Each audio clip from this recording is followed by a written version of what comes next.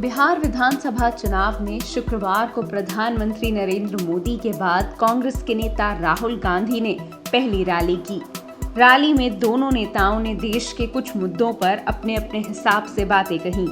जी हां, राहुल गांधी और पीएम मोदी ने बेरोजगारी, देश सुरक्षा जैसे मुद्दों पर अपनी अपनी बात रखी। आइए जानते हैं कि कांग्रेस नेता राहुल गांधी और प्रधानमंत्री नरेंद्र मोदी ने अपने भाषण में इन मुद्दों पर क्या बोला।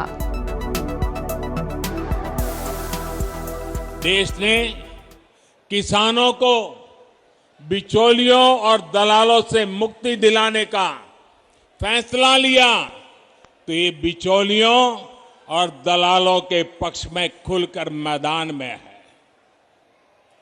मंडी और एमएसपी का तो बहाना है, असल में दलालों और बिचौलियों को बचाना है। याद कीजिए, लोकसभा चुनाव से पहले जब किसानों के बैंक खाते में सीधे पैसे देने का काम शुरू हुआ था, तब इन्होंने कैसे कैसे भ्रम फैलाया था। जब देश की रक्षा के लिए राफेल विमानों को खरीदा गया, तब भी ये बिचौलियों और दलालों की भाषा बोल रहे थे। साथियों, आज देश की जनता, देश के किसान, देश के नौजवान देख रहे हैं कि इन लोगों के लिए देश हित नहीं, दलालों का हित ज्यादा महत्वपूर्ण है। हमारी सरकार थी, 70,000 करोड़ रुपए किसानों का कर्जा माफ किया था। पंजाब में हमारी सरकार, पंजाब में किसानों का कर्जा माफ किया। मध्य प्रदेश में सरकार बनी, मध्य प्रदेश में कर्जा माफ किया। छत्तीसगढ़ में कर्जा माफ किया। नोटबंदी पे नहीं रुके, उसके बाद जीएसटी लागू की, सब छोटे व्यापारियों को खत्म कर दिया। किसके लिए? हिंदुस्तान के सबसे बड़े अमीर लोगों के लिए। भाइयों और बहनों, आप समझो, रास्ता साफ किया जा रहा है। अंबानी और अदानी के लिए नरेंद्र मोदी रास्ता साफ कर रहा है।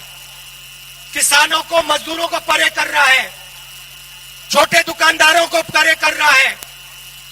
आने वाले समय में आपका पूरा का पूरा धन हिंदुस्तान के 2-3 पूंजीपतियों के हाथ में हो जाएगा। आपके खेत आपसे छीन लिए जाएंगे और इनके हाथ चले जाएंगे। 3 नए कानून बनाए हैं, किसानों पर आक्रमण करने के 3 नए कानून बनाए। बिहार में इन्होंने पहले कर दिया था, अब ये पूरे देश में कर रहे हैं। मैं थोड़ा पानी, अब ये पूरे देश में कर रहे हैं। यहां पे इन्होंने मंडी खत्म की, एमएसपी खत्म की, अब ये पूरे देश में मंडियों को, एमएसपी को खत्म कर रहे हैं। लाखों लोगों को धन्यवाद।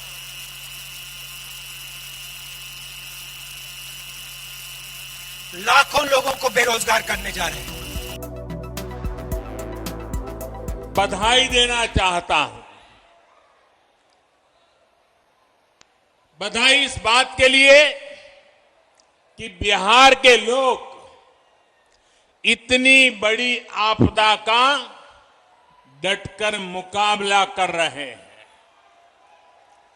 कोरोना महामारी से बचने के लिए तेजी से जो फैसले लिए गए हैं, जिस तरह बिहार के लोगों ने काम किया, नीतीश जी के नेतृत्व में एनडीए सरकार ने काम किया, उसके नतीजे आज दिख रहे हैं। दुनिया के बड़े बड़े अमीर देशों की हालत किसी से भी छिपी नहीं है। अगर बिहार में तेजी से काम न हुआ होता तो ये महामारी न जाने कितने साथियों की हमारे परिवारजनों की जान ले लेती। कितना बड़ा हाहाकार था, इसकी कोई कल्पना भी नहीं कर सकता।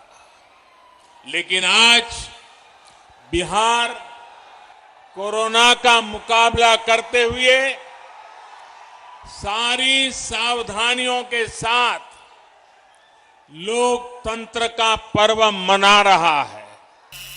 कोरोना हुआ, नरेंद्र मोदी जी ने कहा 22 दिन में लड़ाई जीती जाएगी। बिहार के सब मजदूरों को दिल्ली से, बाकी प्रदेश से भगाकर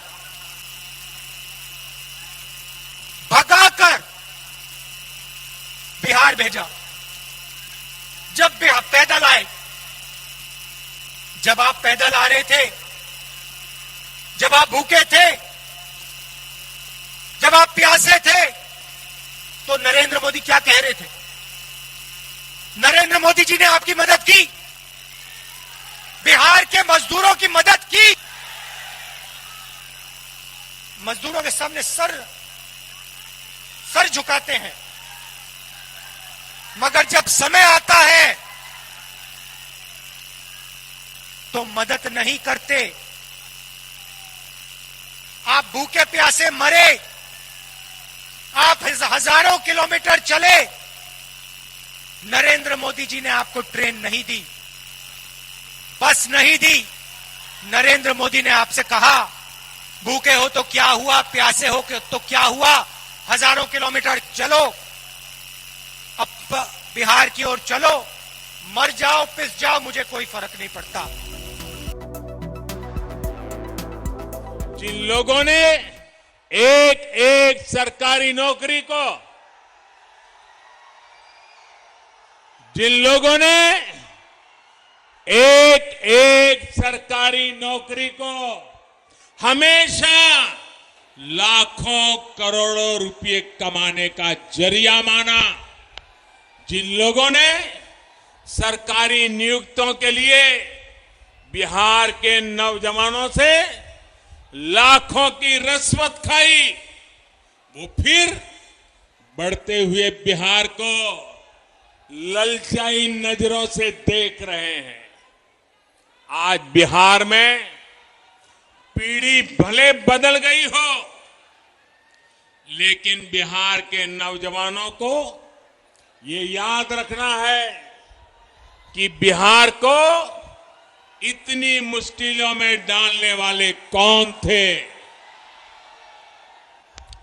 साथियों, 2014 में केंद्र में सरकार बनने के बाद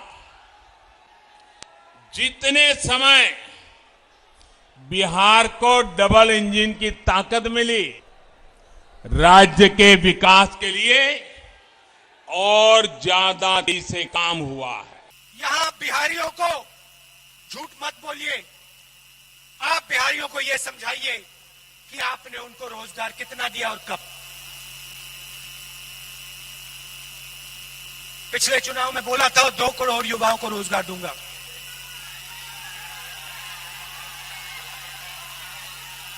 मिला? किसी को मिला?